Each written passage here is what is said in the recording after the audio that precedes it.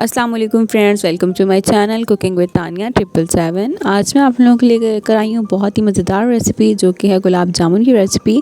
और 2 से 3 इंग्रेडिएंट को आप यूज़ करके इजीली ये रेसिपी को बना सकते हैं और बहुत आसान है। और आपने इस रेसिपी को ज़रूर ट्राई करना और ये बहुत ही स्पंजी और बहुत ज़्यादा सॉफ्ट बने, आप देख सकते हैं। और यहाँ पर आपने ये भी ध्यान रखना है कि जो जो मैं स्टेप आपको बताऊंगी आपने सेम एज इट इज़ उसे फॉलो करना है, ताकि ये रेसिपी एग्जैक्ट बन सके। उसके लिए मैंने यहाँ पे 3 अदद जो हैं वो ब्रेड के स्लाइसेस ले लिए हैं और उनके साइड से कॉर्नर्स को मैंने कट कर लिया है। और ये देखें, इसको मैंने बिल्कुल सॉफ्ट जो है वो छोटे छोटे पीसेस में कट करके रख दिया, ऐसे हाथों से ही मैंने उसे तोड़ लिया। आप चाहें तो इसको ब्लेंड भी कर सकते हैं। और इसमें मैंने 3 पीसेस के अंदर सिर्फ 2 से 1.5 चम्मच जो है वो दूध शामिल किया, उससे ज़्यादा नहीं मैंने इसमें डाला।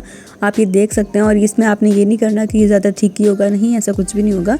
आप इसको बहुत अच्छे से मैश करें। ये देखा, अभी सिर्फ मैंने इसमें 1 चम्मच ऐड किया था, आधा चम्मच और शामिल किया। उसको बहुत अच्छे से जो है ना, मैं जैसे आटे को गूंथते हैं सेम उस प्रोसेस को आपने करना है।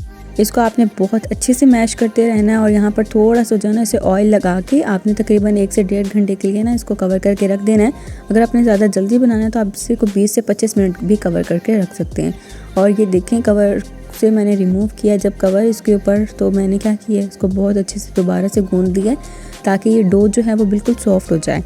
और आप देख सकते हैं यहाँ पे फिर मैंने क्या किया, हथेलियों के ऊपर जो है ना वो मैंने हाथ पर लगा लिया ऑयल, और इस तरीके से मैंने उसकी छोटी छोटी बॉल्स बना लेनी। अच्छा, आप अपने हिसाब से रख सकते हैं कि जितना आपको इसके लिए साइज़ चाहिए आप इतना ही गुलाब जामुन का साइज़ रख सकते हैं। मुझे बिल्कुल जो स्मॉल और मीडियम साइज़ में ही चाहिए तो मैंने सेम ऐसे ही रखा है। आप जैसे चाहें आप वैसा कर सकते हैं। ये देखें, मैं आपको एक डिटेलिंग भी दिखा देती हूँ कि मैंने किस तरीके से इन बॉल्स को बनाया है। यहाँ पर ये देखें, इसको मैंने बिल्कुल ऐसे हथेली के से सर्कल में ऐसे राउंड कर करके ना बार बार गोल शेप में कर लिया। आपने बिल्कुल ऐसे ही करना। और ये देखें कितनी अच्छी शेप बन गई। आपने ये ध्यान रखना है इसमें बिल्कुल भी जो है वो लाइंस ना आए, बिल्कुल भी कोई स्पेस ना हो इसे, वरना ये टूट जाएंगे। आपने क्या करना है कि 1 बाय 1 इनको अच्छे से बना लेना है और इस तरीके से जो है ना वो एक प्लेट में साइड पर रख लेना है। और उसके बाद क्या करना है, इनको रखने के बाद आपने कढ़ाई में जो है ना वो तेल ले सकते हैं, आप घी भी ले सकते हैं। और उसको आपने ज़्यादा गर्म नहीं करना। आप देख सकते हैं जैसे जैसे मैं आहिस्ता आहिस्ता मैंने इसमें डाले हैं तो ये ज़्यादा गर्म नहीं है। आपने तकरीबन जो है वो नॉर्मल सा टेम्परेचर होना चाहिए घी का, और बिल्कुल हल्की आंच पे बिल्कुल 0 फ्लेम पर इसे पकाना है। उसकी रीज़न ये, फ़ौरन से जो है ना एकदम से बाहर से ब्लैक होना स्टार्ट हो जाएंगे और अंदर से जो है ना वो कच्चे कच्चे रह जाएंगे। तो आपने क्या करना है, इसमें बिल्कुल चम्मच को आहिस्ता आहिस्ता हिलाना है। और चम्मच भी आपने तब हिलाना है जब ये बेस से थोड़े से ऊपर आना स्टार्ट हो जाए, वरना ये नीचे इस तरीके से ना लगना ना स्टार्ट हो। बस आपने इस तरीके से ही चम्मच को चलाना है ताकि ये नीचे ना लगे। और उसके बाद इसमें क्या करना है, आपने थोड़ी देर के लिए ऐसे छोड़ देना है और इनका कलर जो है वो चेंज होने तक इसको छोड़ना है। तकरीबन आपने इसको गोल्डन ब्राउन कर लेना है, जैसे गुलाब जामुन का कलर होता है। ये देखें लाइट गोल्डन कलर हो चुका है। तो मैंने उसके बाद थोड़ी देर और पकाया इसे। आपने तमाम स्टेप्स को सेम ऐसे फॉलो करना है जब तक ये हो रहे हैं। मैंने क्या किया, दूसरे बर्तन में 1 कप चीनी ले ली है शीरा बनाने के लिए, और उसमें आधा कप जो है ना वो पानी शामिल कर दिया। और इसको बहुत अच्छे से पकाएंगे। और आप चाहें तो इसमें इलायची भी डाल सकते हैं, बट मैंने इसमें शामिल नहीं की। आप चाहें तो इलायची भी शामिल कर सकते हैं। तो यहाँ पर देखें बिल्कुल कितना, मैंने इसमें सिर्फ आधा कप ही पानी लिया, बेशक आप उससे भी कम लें।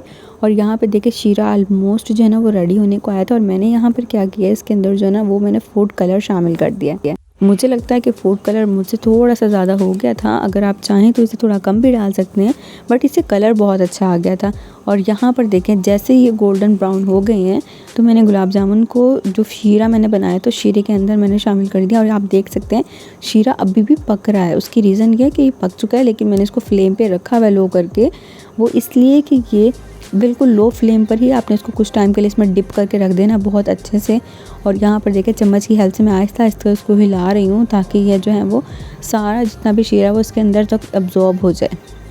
गरम शीरे में ही इसको डिप करना है। और 5 से 10 मिनट के बाद ये देखें कितने अच्छे से जो है ना वो गुलाब जामुन सॉफ्ट हो गए हैं। और मैं इसे जो है ना वो डिश आउट करने लगी हूँ।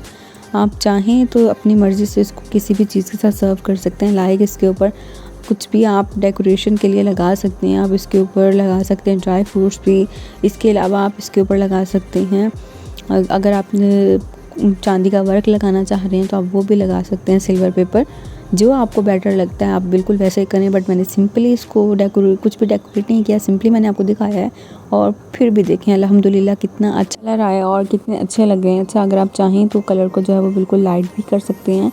تو بٹ مجھے اچھا لگا تھا اس لیے میں وہ کلر اتنا ہی یوز کیا. آپ چاہیں تو اسے اسکپ بھی کر سکتے ہیں, اٹس آپشنل. اور یہ دیکھیں کتنے سافٹ اور کتنے اسپنجی بنے ہیں, آپ خود دیکھ سکتے ہیں. اچھا اس کو آپ ٹھنڈا کر چاہیں تو ٹھنڈا کر کے بھی سرو کر سکتے ہیں. اگر گرم کرنا ہے تو آپ گرم کر کے بھی سرو کر سکتے ہیں, جیسے آپ صحیح لگتا ہے. آپ کو جیسے کھانے میں چیز اچھی لگتی ہے آپ ویسے ہی کریں.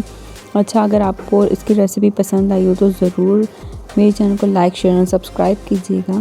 اور مجھے بہت اچھا لگتا ہے آپ لوگوں کے اتنے اچھے کمنٹس کو ریڈ آؤٹ کر کے کہ آپ کو میری ریسیپیز بہت پسند آتی ہے. Thanks for watching, take care, bye bye, اللہ حافظ, فی امان اللہ.